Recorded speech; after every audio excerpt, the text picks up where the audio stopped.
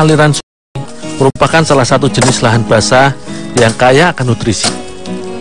Meski setiap daerah aliran sungai merupakan lahan subur, tetapi memiliki karakteristik yang berbeda, tergantung dari jenis endapan yang dibawa dari hulu sungainya. Seperti di desa Teluk Pantaian, Provinsi Riau, yang berada di daerah hilir sungai Indragiri ini, merupakan lahan rawa yang subur dan sangat terpengaruh oleh pasang surut sungainya. Beberapa jenis tanaman dapat tumbuh subur di daerah ini, seperti nipah dan pohon sagu. Bagi warga Melayu, pohon sagu merupakan tanaman yang diusahakan menjadi perempatan bagi masyarakatnya. Di lahan sagu milik Pak Tasni hari ini, aku membantu untuk menebang pohon sagu yang sudah tumbuh. Batang sagu yang seperti laut tinggi di pantai telah memiliki kandungan sagu yang sehingga sudah jadi.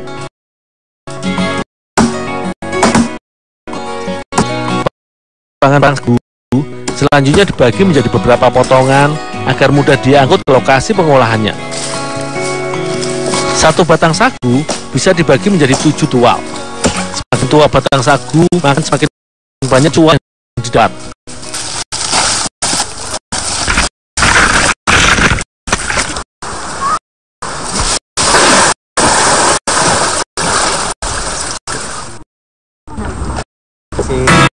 Melalui darat sadar, tual sagu harus kami bawa melalui sungai sampai ke seberang.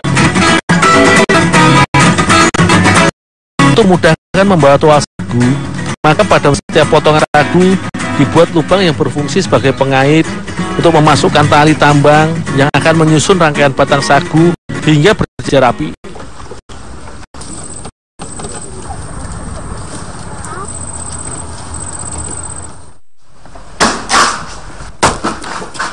Tual-tual sagu ini selanjutnya dikupas dengan menggunakan parang dan kemudian dibelah menjadi 4 bagian agar mudah digiling. Hasil belahan tual sagu akan dihaluskan dengan menggunakan mesin khusus yang dirancang untuk menghaluskan serat batang sagu. Nantinya hasil parutan batang sagu akan dialirkan dengan bantuan air menuju ke dalam bak penampungan. Tepung sagu akan diendapkan selama 3-4 hari hingga semua pati sagu tertinggal dan mengendap. Hasilnya kemudian dimasukkan ke dalam karung-karung kemas berukuran 50 atau 100 kg seperti ini. Satu bak penampungan sekitar 2x20 meter ini bisa menghasilkan sekitar 2 hingga 10 ton tergantung banyaknya bahan baku.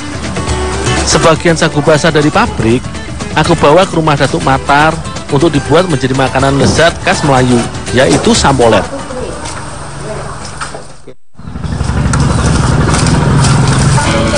Sagu yang sudah kering seperti ini sudah bisa diolah menjadi berbagai jenis makanan lezat.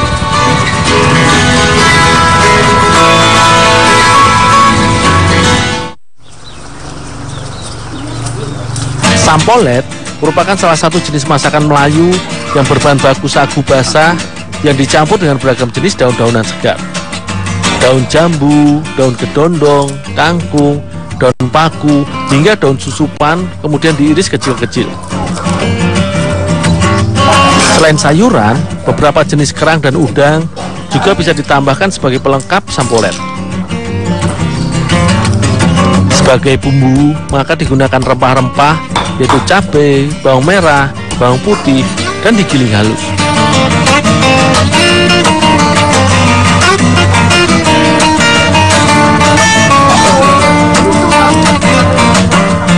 Semua bumbu bahan sampolet yang sudah disiapkan selanjutnya akan dimasak dengan cara direbus dan dicampur ke dalam rebusan air mendidih. Bumbu halus pertama dimasukkan terlebih dahulu, kemudian udang dan kerang kupas ikut direbus. Barulah kemudian sayur-sayuran iris dicampurkan ke dalam dandang.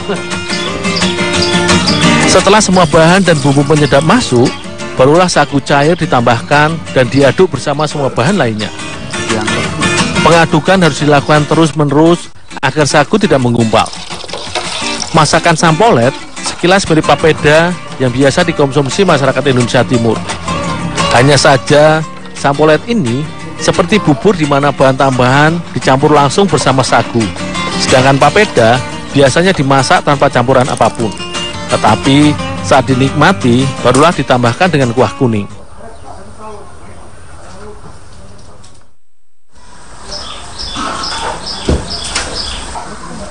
Selain dijadikan masakan dan makanan pokok, sagu juga bisa dibuat menjadi sajian tambahan.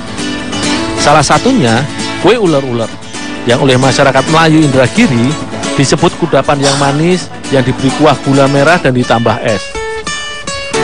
Untuk dibuat menjadi ular-ular, sagu yang digunakan adalah sagu kering yang diayak.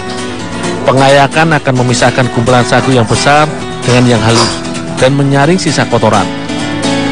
Sagu diayak dengan menekan-nekan kumpulan besar sagu kering, maka akan didapatkan butiran sagu yang lebih halus.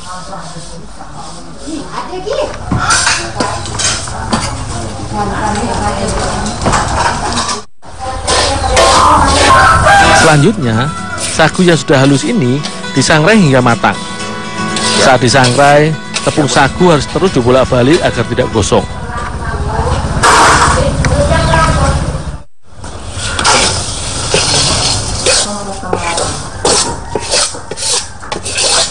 Sagu sangrai kemudian dicampur dengan air dan diaduk hingga merata. Kemudian adonan yang sudah jadi selanjutnya dicetak menjadi beragam. Bentuk cetakan sesuai dengan keinginan, seperti bentuk mawar hingga membentuk gelungan seperti ular. Hasil cetakan ini selanjutnya direndam dengan air panas hingga mengembang. Jika ingin lebih cepat, kita bisa merebus cetakan kue ini.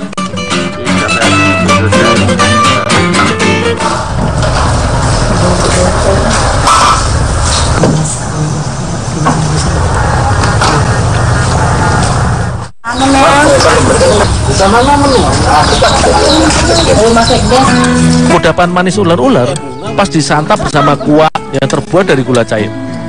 Ular-ular akan makin sedap dinikmati dengan menambahkan es batu. Ular-ular manis terasa kenyal dan manis yang berasal dari kuahnya yang berasal dari gula cair. Ini sangat nikmat untuk disantap beramai-ramai di saat musim panas dan pada waktu kumpul bersama.